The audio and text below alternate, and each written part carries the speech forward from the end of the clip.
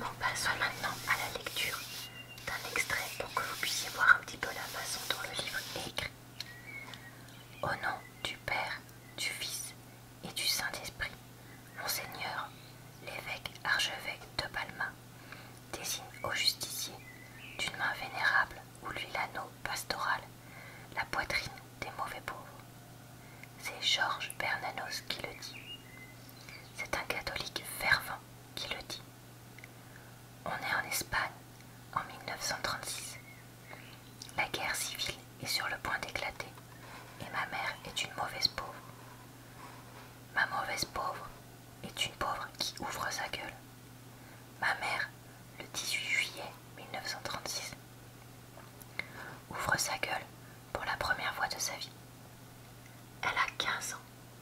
Elle habite un village coupé du monde où, depuis des siècles, de gros propriétaires terriens maintiennent des familles comme la sienne dans la plus grande pauvreté. Au même moment, le fils de Georges Bernanos s'apprête à se battre dans les tranchées de Madrid, sous l'uniforme bleu de la Phalange.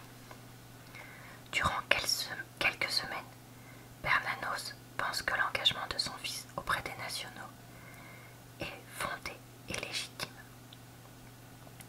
Il a les idées que l'on sait. D'ailleurs, non, moi je connais pas du tout, mais c'est pas grave. Il a milité à l'Action française. Il admire Drummond. Il se déclare monarchiste, catholique, héritier des vieilles traditions françaises et plus proche en esprit de l'aristocratie ouvrière que de la bourgeoisie d'argent qu'il exècre.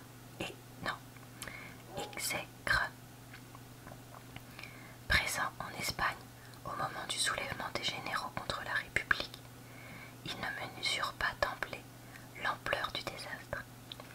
Mais très vite, il ne peut tordre l'évidence. Il voit les nationaux se livrer à une épuration systématique des suspects, tandis qu'entre deux meurtres, les dignitaires catholiques leur donnent l'absolution au nom du Père, du Fils et du Saint-Esprit. L'Église espagnole est devenue la putain des militaires épurateurs. Le cœur soulevé de dégoût, Bernanos assiste impuissant à cette infâme connivence. Puis, dans un effort éprouvant de lucidité qui l'oblige à rompre avec ses sympathies anciennes, il se décide à écrire ce dont il est le témoin déchiré. Il est l'un des seuls dans son camp à avoir ce courage. A mis soldades voy, a mis soldades vengo. Le 18 juillet 1936, ma mère, accompagnée de ma grand-mère, se présente devant Los Señores Burgos, qui souhaitent engager une nouvelle bonne, la précédente ayant été chassée au motif qu'elle sentait l'oignon. Au moment du verdict, Don Jamie Burgos Obregón se tourne vers son épouse un visage satisfait, et, après avoir observé ma mère de la tête aux pieds, déclare sur ce ton d'assurance que ma mère n'a pas oublié. Elle a l'air bien modeste. Ma grand-mère le remercie, comme s'il la félicitait. Mais moi, me dit ma mère, cette phrase me rend folle. Je la réceptionne comme une offense, comme une patatada. Non, je sais pas lire. Comme une patada al culo, ma chérie. Una patada al culo qui me fait faire un salto de 10 mètres en moi-même, qui ameute mon cerveau, qui dormait depuis plus de 15 ans, et qui me facilite de comprendre le sens des palabres que mon frère José a rapporté de l'Érima. Alors, quand on se retrouve en la rue, je me mets à crier, à crier. Elle a l'air bien modeste. Tu comprends ce que ça veut dire? Plus doucement pour l'amour du ciel, implore ma mère. qui est une femme très éclipsée. Ça veut dire je bouillais, ma chérie, je bouillais. Ça veut dire que je serai une bonne, bien bête et bien obéissante. Ça veut dire que j'accepterai tous les ordres de Tonia Sol sans protester, que je laverai son caca sans protester. Ça veut dire que je présenterai toutes les garanties d'une perfecte idiote, que je ne registerai jamais contre rien, que je ne causerai aucune moleste d'aucune sorte. Ça veut dire que Don Jane me payera comment tu dis, des clopinettes, et qu'en plus il me faudra lui dire muchísimas gracias avec cet air modeste qui me va si bien. Seigneur Jésus, murmure ma mère, l'amiral alarmée. Plus bas, on va douillir. Et moi, je crie encore plus fort. Je m'en fous qu'on mouille. Je ne veux pas être boniche chez les bourgos. J'aime mieux faire la pute en ville. Pour l'amour du ciel, me supplie ma mère. Ne dis pas ces bêtises. Ils nous ont même pas invités à nous assire, je lui dis révoltée, ni même serrer la main. Je me raccorde, moi, je me rappelle brusquement que je souffre d'un panati au pouce et que j'ai le doigt bandé. Panari, si tu veux, mais ne me rectifie pas à chaque mot, sinon je n'y arriverai jamais. Voilà, je m'arrête ici. Maintenant, je vais vous donner mon avis.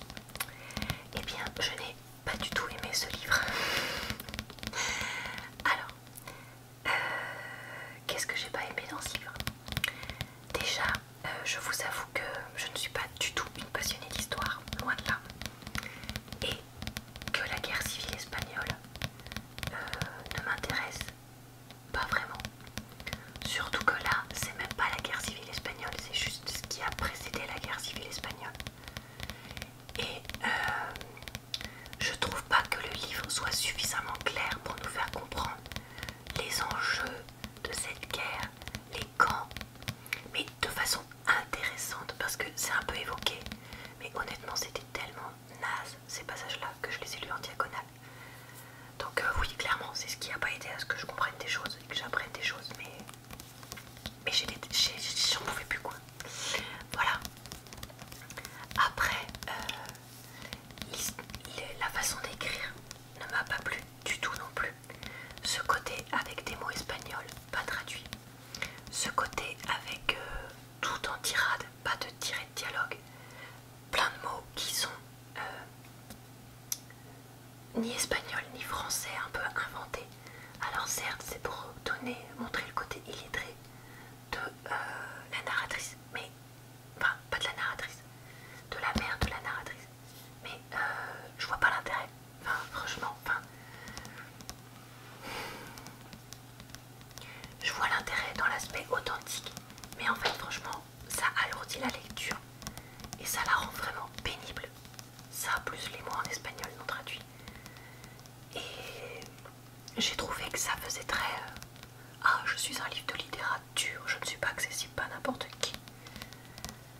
Vous voyez, alors c'est peut-être pas du tout le cas, hein. Moi je vous donne mon ressenti, mon avis, évidemment vous n'êtes pas obligé de le partager, c'est évident. Mais voilà, moi ça m'a pas du tout plu. Après, l'histoire de Monts, je sais pas comment on dit. J'ai trouvé ça vu et revu. Une pauvre petite paysanne qui connaît rien à la vie, qui fait un mariage arrangé, qui se fait à la fois marcher sur les pieds, mais en même temps, parce qu'elle a 15 ans, elle veut se rebeller. Franchement, enfin, quel était l'intérêt quoi? Je vous avoue que là, quel était l'intérêt? Puis en plus, je veux pas dire encore ce serait oui ça nous met de bonne humeur etc.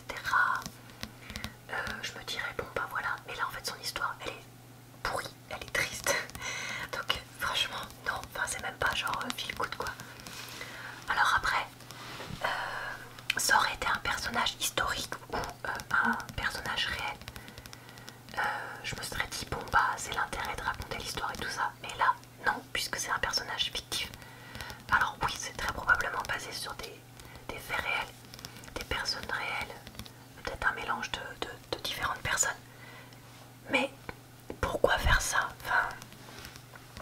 sais pas, là moi je vous avoue que ce livre-là, je l'ai pas compris du début à la fin, quoi. J'ai pas compris la façon de l'écrire. J'ai pas compris l'histoire. Bernanos, là, je sais même pas qui c'est. Et encore, j'ai fait espagnol LV2, donc je veux dire, je tombe pas non plus des nues. Vous voyez. Et pourtant, apparemment, c'est quelqu'un d'ultra connu. Jamais entendu parler de ma vie. Alors après, est-ce que c'est parce que je n'ai pas fait de lycée littéraire et de bac littéraire qui aurait renforcé cette culture de l'Espagne? Probablement. Mais enfin, il y a un moment, t'es censé t'adresser à un peu tout le monde quand t'écris un livre, non? Enfin, je sais pas, replacer le contexte, etc. Enfin voilà. Enfin voilà, ça a confirmé ce que malheureusement je ne savais déjà. Oui, voilà, ce que je savais déjà. Les prix concours, c'est pas fait pour moi. Que ce soit le prix de concours tout court ou les prix concours lycéens, c'est pas vraiment des livres faits pour moi parce que c'est des livres trop littéraires, clairement pas accessibles pour tous les jours. Souvent je m'ennuie. Et donc voilà. Après, si vous avez aimé ce livre, voilà, encore une fois, chacun sa vie. Hein. Mais voilà, écoutez, je vais pas dire grosse déception parce que je m'y attendais un peu en lisant le résumé et en voyant que c'était un prix concours. Mais bon, je me suis dit, allez Laura, retente de la vraie littérature. Peut-être que maintenant que t'es plus âgée, ça va te plaire. Mais en fait, voilà, non. non, ça ne m'a pas plu. Après, si vous avez d'autres prix concours à me conseiller, bah, n'hésitez pas. Peut-être que je pourrais tomber sur quelque chose qui me plaît. Donc pour terminer, à qui est-ce que je recommande ce livre? Eh bien aux personnes qui sont littéraires, que ce soit